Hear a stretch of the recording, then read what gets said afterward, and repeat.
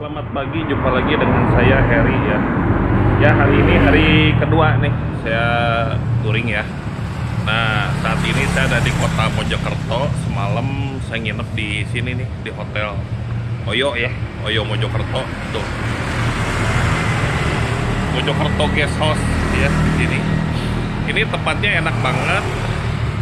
Percis di pusat kota ini. Nah, ini percis sebelahnya ini nih, dekat ada Wismi di sini. Tuh. Depan juga ada spa ya. Tuh, ada Indomaret besar, juga ada McD, itu yang terpenting di sini.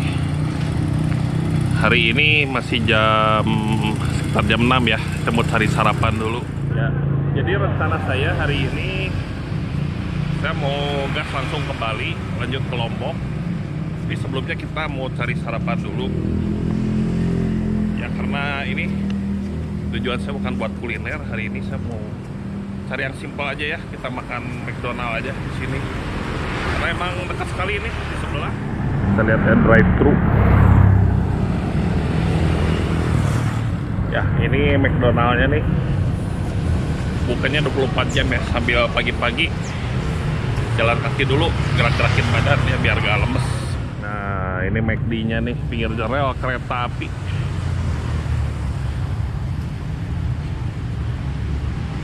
Nah, ini adalah menu sarapan saya pagi hari ini.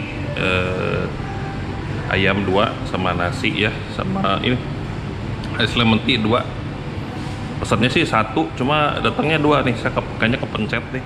Ya, jadi sekarang kita mau jalan ya, mau berangkat ke arah Bali. Kalau memungkinkan kita akan langsung ke Padang Bayi. Yuk, sekarang kita jalan.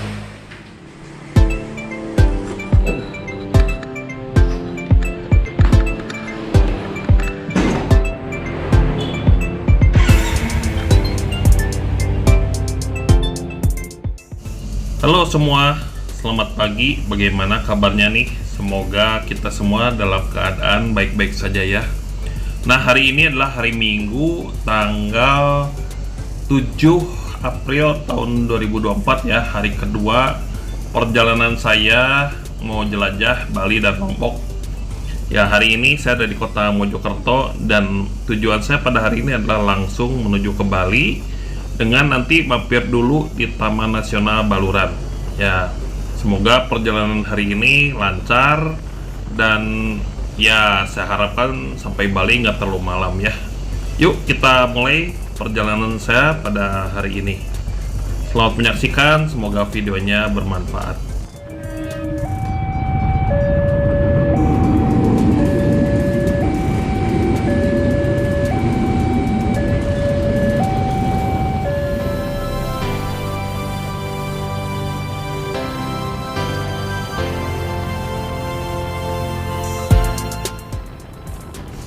Suasana pagi hari di kota Mojokerto ini saya lihat masih agak sepi ya, karena memang hari ini adalah hari Minggu ya. Jadi memang masyarakat banyak yang beristirahat karena menikmati weekend. Nah, perjalanan hari ini saya akan tempuh dari Mojokerto ya menuju ke Tapang itu sekitar 285 km. Ya itu lumayan lama lah, bisa sekitar, kalau normal sih bisa sekitar 6 jam ya ke sana. Itu melalui Kota Bangil, Pasuruan, Probolinggo, Situbondo, Baluran, dan kemudian Banyuwangi dan ke pelabuhan penyeberangan ke Tapang ya. Nah, cuma hari ini saya akan mampir dulu ke daerah Baluran ya. Itu disebutnya Jurassic Park Indonesia tuh. Memang tempatnya indah sekali. Saya pernah 2 kali ya ke sana. Nah, kali ini saya akan mampir lagi ke sana. Ya, tadinya saya ada planning hari ini mau mampir ke Bromo. Cuma karena target saya seperti biasa, saya tuh ingin ke Lombok dulu ya. Dan nanti kalau ada waktu pulangnya saya akan lihat situasi untuk menjelajah di daerah Jawa Timur. Nah, sekarang saya akan lanjutkan dulu perjalanannya sampai ke Baluran.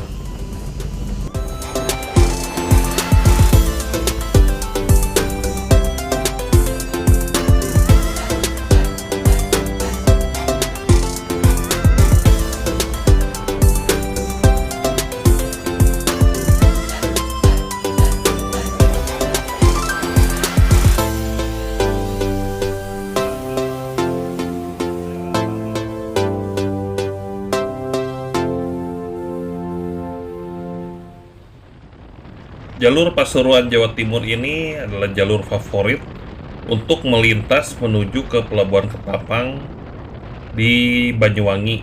Ya, di sini ciri khasnya adalah di pinggir jalan ada rel kereta ya. Saya dulu pernah pada saat melintasi jalur ini bertepatan dengan kereta yang melintas. Wah, seru juga itu karena kecepatannya tinggi sekali. Kereta itu adalah kereta jalur menuju ke Banyuwangi ya. Selain melalui jalur ini, untuk menuju ke kota Banyuwangi atau ke pelabuhan penyeberangan Ketapang, kita juga bisa melalui jalur Pansela atau jalur lintas selatan Jawa ya, yaitu melalui kota Lumajang, Jember, dan ke Banyuwangi. Nah, beloknya tuh nanti di daerah Probolinggo ya, kita belok ke kanan kalau mau lewat jalur selatan. Tapi ini adalah jalur perlintasan favorit. Kalau melalui jalur Pantura ini, jalannya cenderung lebih lurus dan lebar jalannya. Dan memang ini adalah jalur jalan nasional ya. Ya, kalau untuk mengetahui jalan di Indonesia itu terbagi ada 4 ya di sini ya, yaitu jalan nasional, jalan provinsi, kabupaten, dan juga jalan desa. Nah, untuk membedakannya, jalan nasional itu dari garis jalan tengah ya atau marka jalan. Di sini rata-rata kalau jalan nasional tuh garis tengahnya warna kuning ya. Dikelolanya itu oleh Menteri PUPR. Jadi itu menjadi tanggung jawab pusat atau negara. Yang kedua, jalan provinsi itu tengahnya garisnya tuh berwarna putih saja. Jalannya lebar dan yang bertanggung jawab kepada jalan tersebut adalah gubernur. Nah, yang ketiga, jalan kabupaten, yaitu lebarnya lebih kecil ya. Nah, penanggung jawab jalan ini biasanya diurusnya oleh bupati atau pejabat yang ditunjuk ya. Seringnya malah sebagian jalannya polos, nggak ada marka jalan sama sekali ya. Nah, kalau jalan desa itu adalah jalan-jalan yang kecil ya, seperti jalan gang, lorong. Nah, itu kalau yang bertanggung jawab kalau jalan desa itu adalah pemerintah desa. Nah, saat ini yang saya lalui adalah jalan nasional dengan marka jalan berwarna kuning. Nah, oke lah, kita lanjut lagi perjalanannya karena memang masih cukup jauh. Apalagi jarak yang masih harus saya tempuh tuh cukup panjang ya. Dari sini sampai ke Pelabuhan Ketapang, dilanjut lagi menyeberang ke Gilimanuk, Pulau Bali, dan perjalanan akan dilanjutkan menuju ke daerah Kute ya. Itu masih memakan waktu, setelah nyebrang tuh 3 jam lagi. Ya, semoga perjalanannya lancar pada hari ini.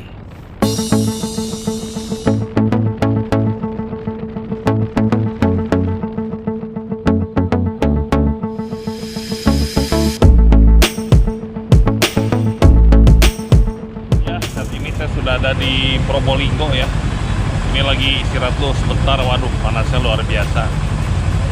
Sekarang kita mau lanjutkan perjalanan ke Banyuwangi ya, kita nyebrang.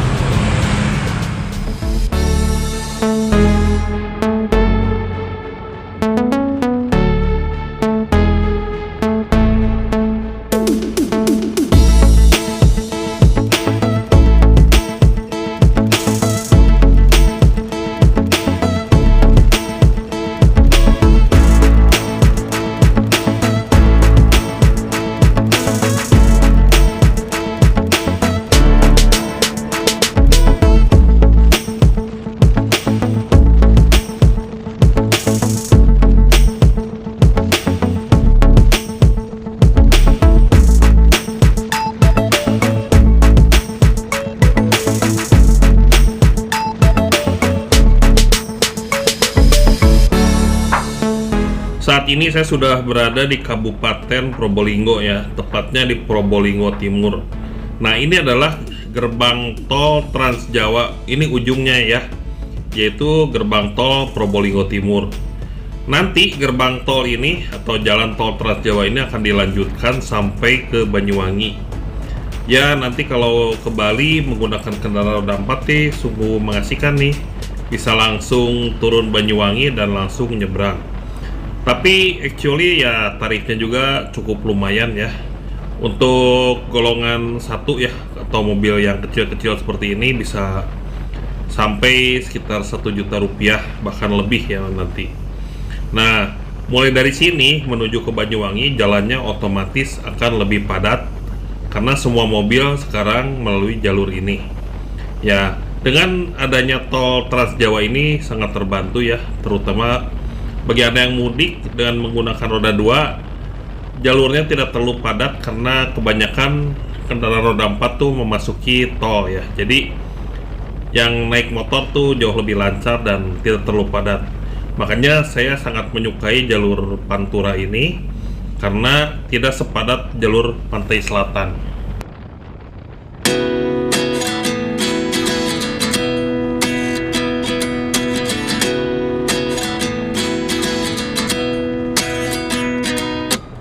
At 29 and I find myself wondering what did happen to the last 10.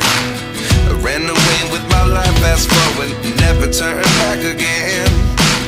It's kind of funny that the more we pass time, the more we need to set the rewind. And 19 was the year I had to leave you, but now I'm seeing all the signs. Is this really happening? I can't believe it's true. I'm just as surprised as you. Is this really happening? I can't be too sure, but one day I'll be yours again.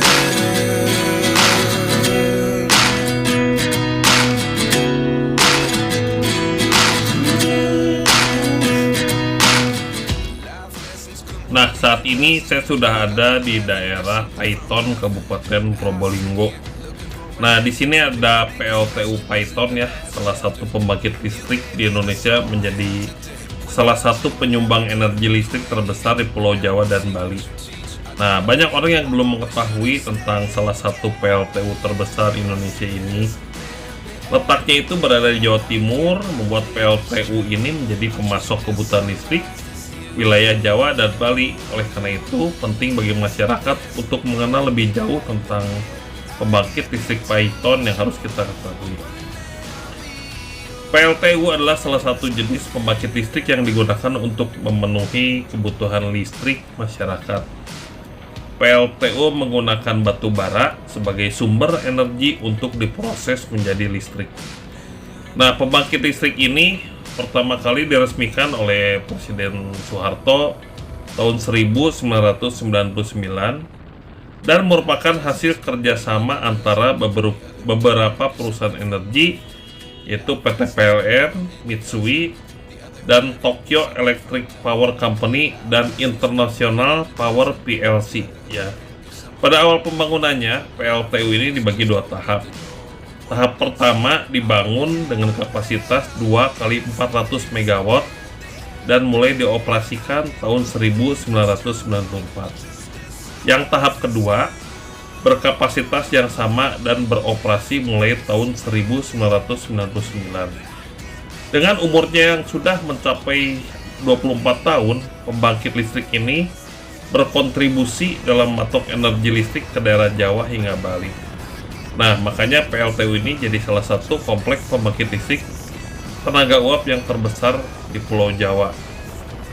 Apabila Anda melalui jalur Probolinggo sampai Banyuwangi ini, Anda akan melewati PLTU terbesar di Indonesia ya.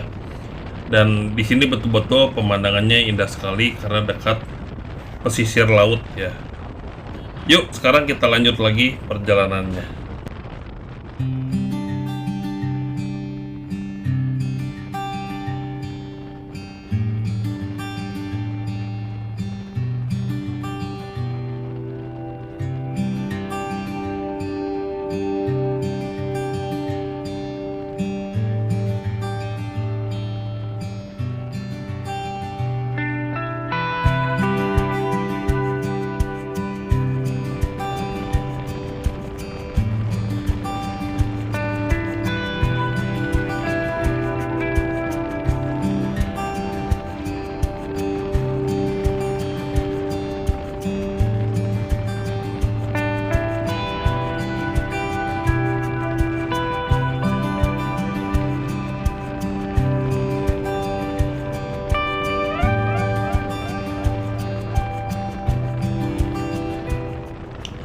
Wah, di depan saya terjadi crash ya, atau kayaknya kecelakaan nih.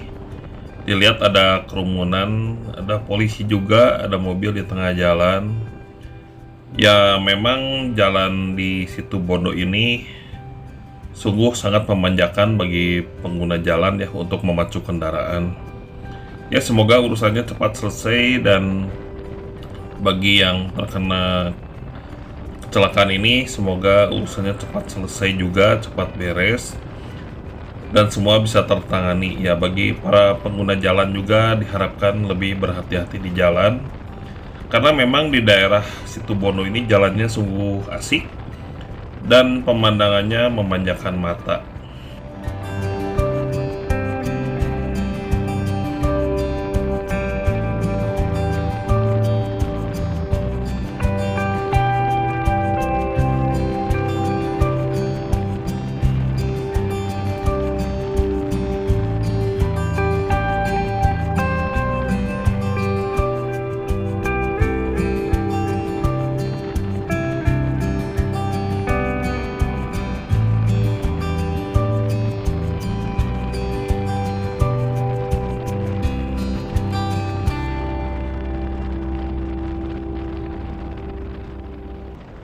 Di jalur Kabupaten Situbondo ini, terutama di Jalan Raya Pasir Putih ya. Di sini tuh memang banyak sekali pemandangan yang indah, juga di sini banyak wisata pantai ya. Di sini seperti Pantai Tampora ya, Pantai Beletok. Juga ada tempat budidaya ikan kerapu, dan ada juga Pantai Patek Situbondo. Nah, saat ini saya sudah memasuki kota Situbondo. Kota Situbondo adalah pusat pemerintahan dari Kabupaten Situbondo yang terkenal ya dengan pantai pasir putihnya, juga Taman Nasional Baluran. Nah, saya ingat di sini juga ada satu pelabuhan ya, yaitu Pelabuhan Jangkar. Dulu saya pernah melewati pelabuhan ini dari Madura ya, Pelabuhan Kalianget di daerah Sumeneb, langsung menuju Pelabuhan Jangkar naik feri. Nah, dari sini kita tidak jauh untuk menyeberang ke Bali. Nah, saya ingat ya di kota Situbondo ini. Jadi memang walaupun kota ini terlihat kecil dan sepi, tapi adalah cukup strategis di daerah Jawa Timur. Memasuki Kecamatan Kapongan, Kabupaten Situbondo, terjadi kemacetan yang cukup panjang ya. Nah, waktu saya lalui jalan ini, saya lihat di Tripmeter, ini panjang macetnya ada kurang lebih sekitar 4 km ya. Nah, biasanya kalau udah macet seperti ini, karena di depan tidak ada lampu traffic light atau apapun, biasanya terjadi kecelakaan. Ya, semoga aja tidak fatal ya kecelakaannya, karena memang ini antriannya panjang sekali.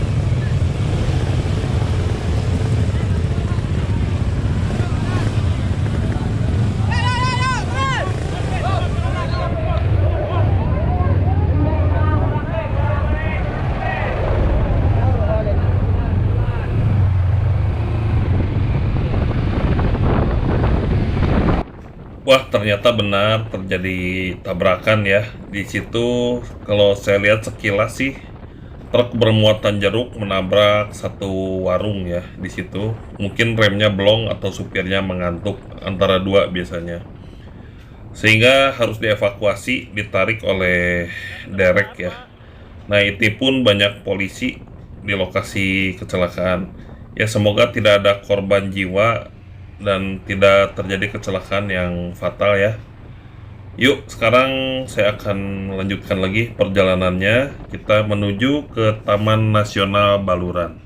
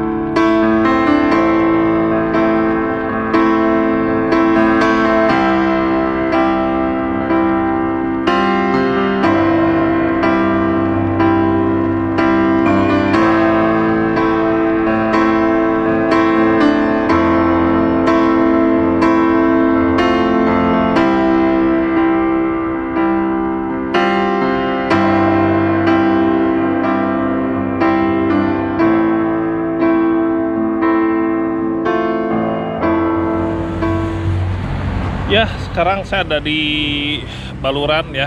Ini kita mau masuk ke dalam. Ya lumayan ya, kita mau lihat sabana yang ada di Indonesia. Ini bagus sekali. Yuk kita masuk sekarang. Nah, siap-siap nih, masih bocah. Let's go.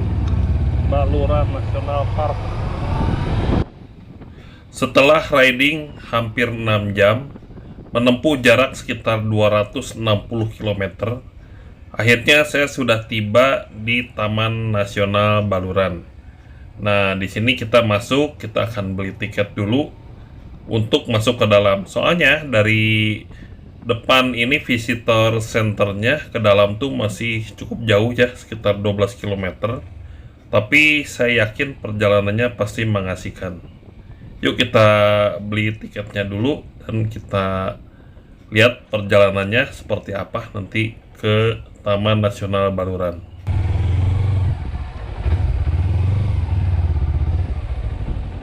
Asalnya dari mana? Bandung. Totalnya 23.500. Nih. 23.500 ya. Ini.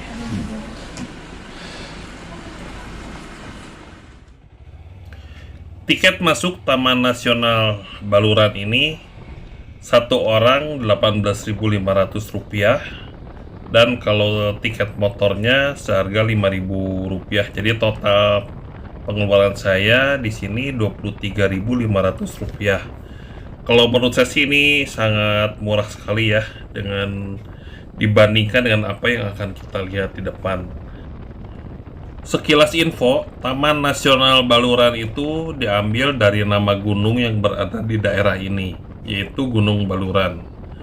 Awalnya, kawasan Taman Nasional ini ditetapkan sebagai hutan lindung pada tahun 1930 oleh Direktur Kebun Raya Bogor yang bernama K.W. Demerman. Statusnya kemudian diubah menjadi Suaka Marga Satwa oleh Gubernur Hindia Belanda pada tanggal 25 September 1937. Nah, kawasan Taman Nasional Baluran ini menempati lahan seluas 25.000 hektar. Taman Nasional Baluran ini dibagi menjadi 4 zona ya. Zona inti seluas 12.000 hektar, zona rimba seluas 5.537 hektar, zona pemanfaatan intensif luasnya 800 hektar, dan zona pemanfaatan khusus luasnya 5.780 hektar, dan zona rehabilitasi seluas 783 hektar. Di Taman Nasional ini terdiri dari berbagai tipe vegetasi, yaitu vegetasi sabana, hutan mangrove, hutan musim, hutan pantai, hutan pegunungan bawah, hutan rawa, dan hutan yang selalu hijau sepanjang tahun. Tipe vegetasi sabana mendominasi kawasan Taman Nasional Baluran, yakni sekitar 40% dari total luas lahan. Sehingga kita bila ada di zona sabana, kita akan merasa seperti kita berada di sabana di Afrika ya, karena memang luas sekali. Bahkan menurut beberapa rekan dan banyak sekali wisatawan yang pernah berkunjung ke sini, Taman Nasional Baluran ini adalah seperti Jurassic Park ya, atau Taman Purbakala, dan memang bagus sekali memang taman ini. Yuk sekarang kita lanjut menuju ke taman sabananya.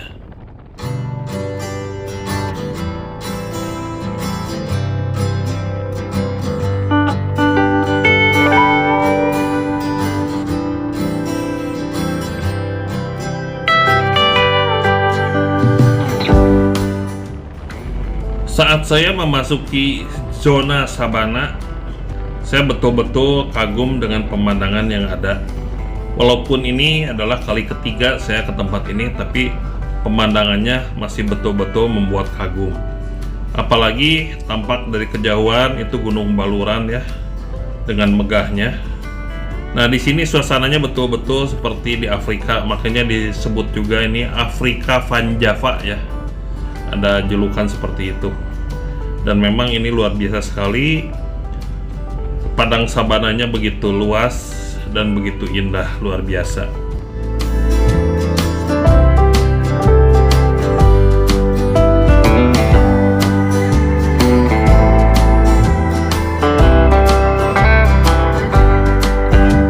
Ya, ini kita sudah tiba di Taman Nasional Baluran ya. Ini savana Indonesia ya, ini luar biasa.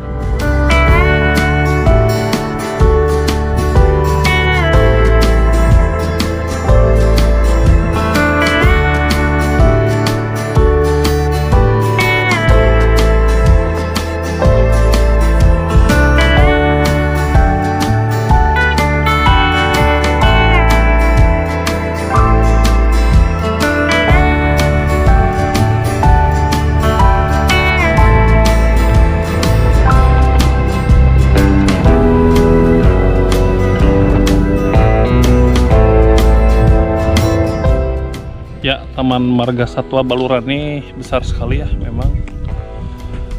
Cuma di sini sayangnya nggak boleh menerbangkan drone ya. Tadinya saya pikir udah ini bagus sekali nih kalau menerbangkan drone di sini.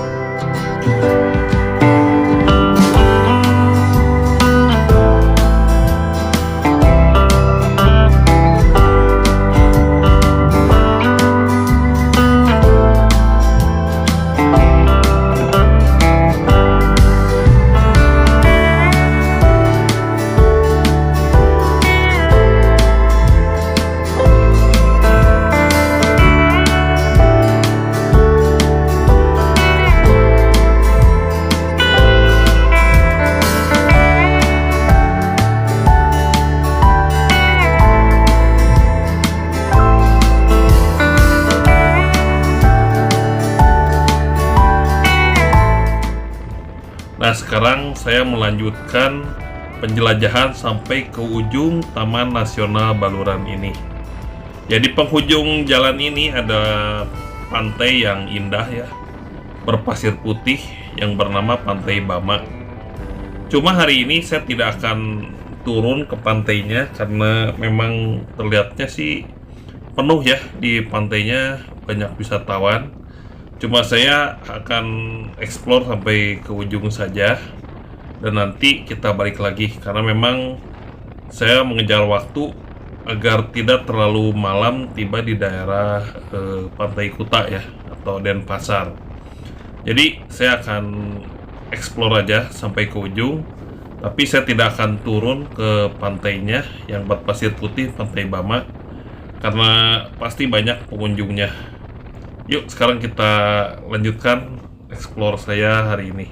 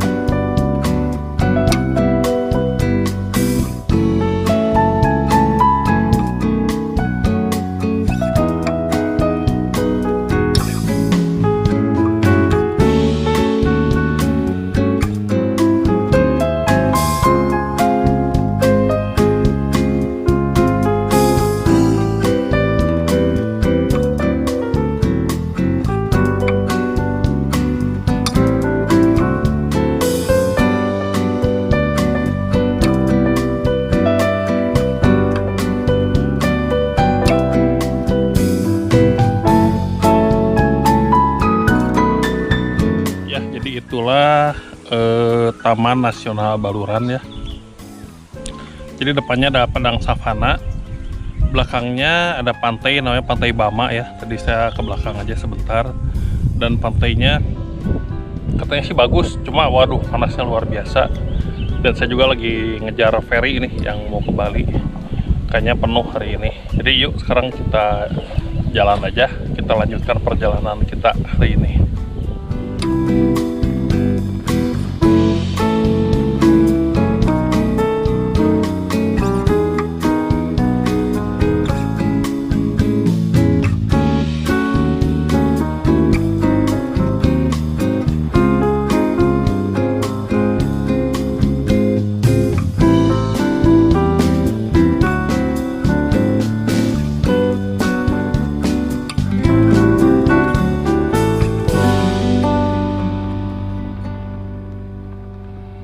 Saat ini saya sudah kembali ke Visitor Center Baluran National Park. Ya, tadinya saya ingin explore ya di Pantai Bama. Cuma karena saya tuh mengejar waktu untuk ke Pelabuhan Ketapang ya, untuk menyeberang feri ke Pulau Bali. Dan memang perjalanan pun masih cukup jauh untuk tiba di Pantai Kuta atau di daerah Denpasar ya. Jadi saya pun memutuskan untuk tidak berlama-lama melanjutkan perjalanan ke penyeberangan. Nah, dari sini menuju ke Pelabuhan Ketapang tidak terlalu jauh, paling hanya sekitar 20 menit kita udah tiba di sana. Ya, semoga lain kali kalau ke Baluran lagi saya punya waktu yang lebih luang, sehingga bisa explore lebih lama di Baluran National Park tadi ya, atau Taman Nasional Baluran. Yuk sekarang kita lanjut lagi, kita mau menyeberang nih ke Pulau Bali.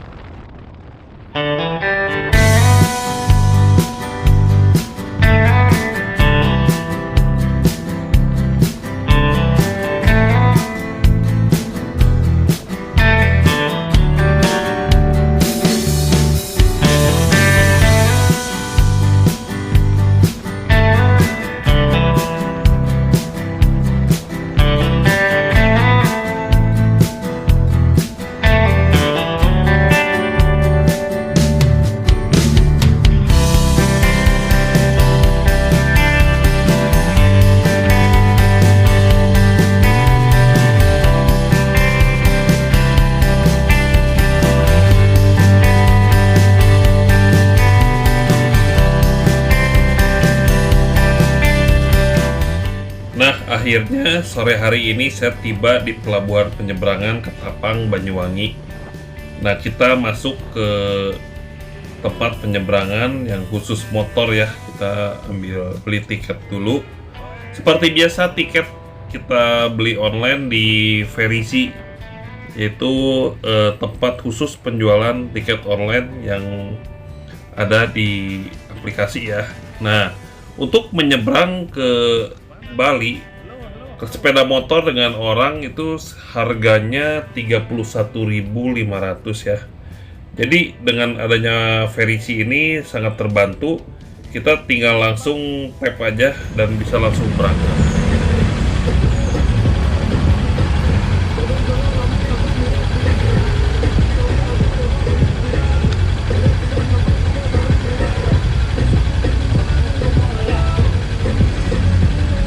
Di mana, Mbak? Ya.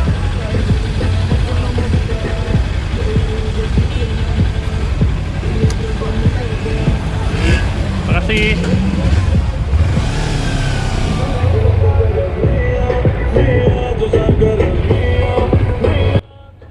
Setelah menukar tiket dengan boarding pass, saya pun langsung masuk menuju ke antrian. Saya pun mengikuti arahan dari petugas di pelabuhan. Ternyata di pelabuhan itu tidak seperti ekspektasi saya, yang saya pikir bakal ramai atau penuh. Ternyata kosong melompong ya. Mungkin karena katanya sih kemarin yang waktu puncak-puncaknya yang banyak menyeberang ya. Hari ini yang nyeberang tidak terlalu banyak, sehingga saya pun bisa langsung masuk aja. ke ferry untuk menyeberang. Ya, masih, Karena Pak. memang kalau motor itu kan tidak makan banyak tempat, jadi gampang diselipkan di ferry yang manapun yang akan segera berangkat.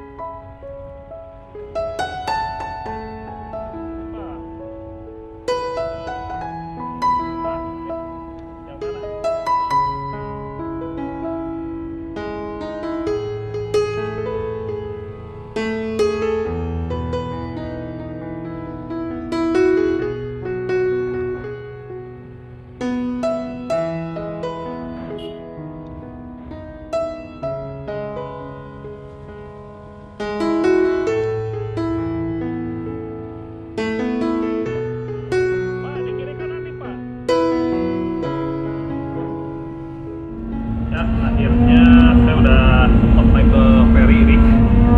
Ini paling akhir. Ya, hari ini penuh banget nih di ferry-nya. Ya, sekarang kita mau nyebrang ke Bali.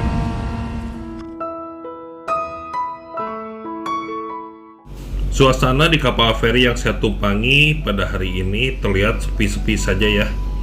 Di sini di kabin penumpang juga masih banyak yang kosong. Padahal mobil di bawah penuh sekali saya lihat. Nah, hari ini feri yang saya tumpang itu ukurannya kecil ya. Seperti feri-feri perintis yang menghubungkan pulau-pulau kecil. Karena memang Selat Bali ini jaraknya pendek, hanya memerlukan penyeberangan sekitar 20-25 menit saja.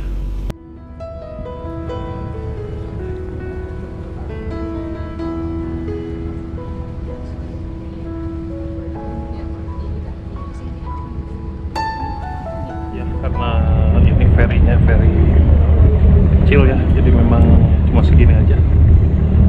Biasanya besar. Ini feri untuk penyeberangan selat-selat yang pendek ya, seperti Selat Bali. Mungkin dari Sumbawa ke Pototano juga sama, kecil ferinya.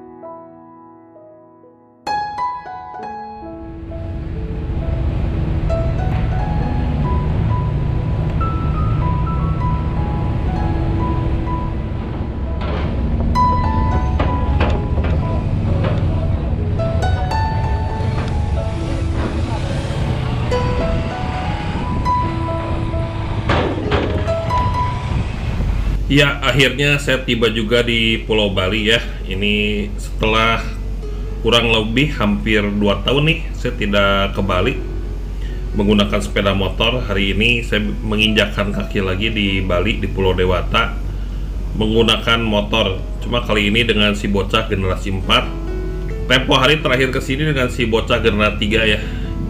Generasi 3 yaitu motor X-Max saya yang warna putih yang kemarin saya bawa ke Aceh tahun lalu. Nah, sekarang setelah tiba di Pulau Bali, hari pun sudah mulai senja. Nah, ternyata di sini ada sedikit masalah ya. Lampu saya, lampu motornya tidak bisa menyala nih, lampu dekatnya. Sedangkan perjalanan dari sini menuju ke Denpasar dan Pantai Kuta tuh masih lumayan jauh, mungkin perkiraan sekitar 3 atau 4 jam lagi. Saya sempat berpikir mungkin kerusakannya di antara sikring atau relay lampu ya, sehingga tidak menyala. Karena lampu jauhnya masih bisa nyala ya. Jadi saya putuskan saya melanjutkan perjalanan saja sampai ke tujuan ya, ke Denpasar atau Kuta, dengan menggunakan lampu jauh dan ditambah dengan lampu tambahan ya. Karena di motor saya memang ada lampu kabut yang dicadangkan untuk melalui medan-medan yang cukup gelap ya, seperti gunung, kabut, dan lain-lain. Jadi besok hari aja saya pikir mau membetulkan lampunya di kota Denpasar, sekalian bisa agak beristirahat dahulu, dan nanti siangnya saya akan lanjutkan perjalanan menuju ke Pulau Lombok. Jadi untuk esok perjalanannya tidak terlalu jauh ya, terutama menggunakan motornya, karena akan lama di kapal feri yang menuju ke Pulau Lombok. Yuk sekarang kita lanjut lagi perjalanannya.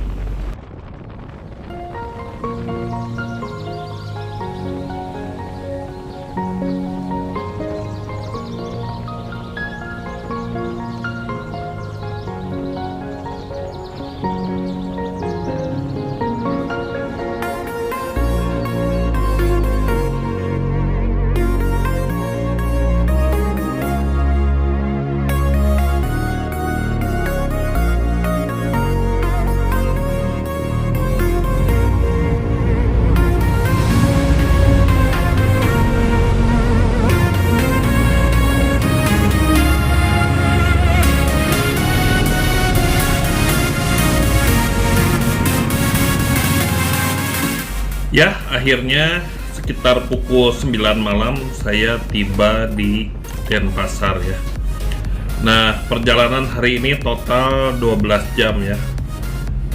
Kenapa 12 jam? Karena di Denpasar itu waktunya sudah waktu Indonesia bagian tengah, jadi maju 1 jam ya. Jadi hari ini tepat 12 jam saya menempuh perjalanan dari Mojokerto.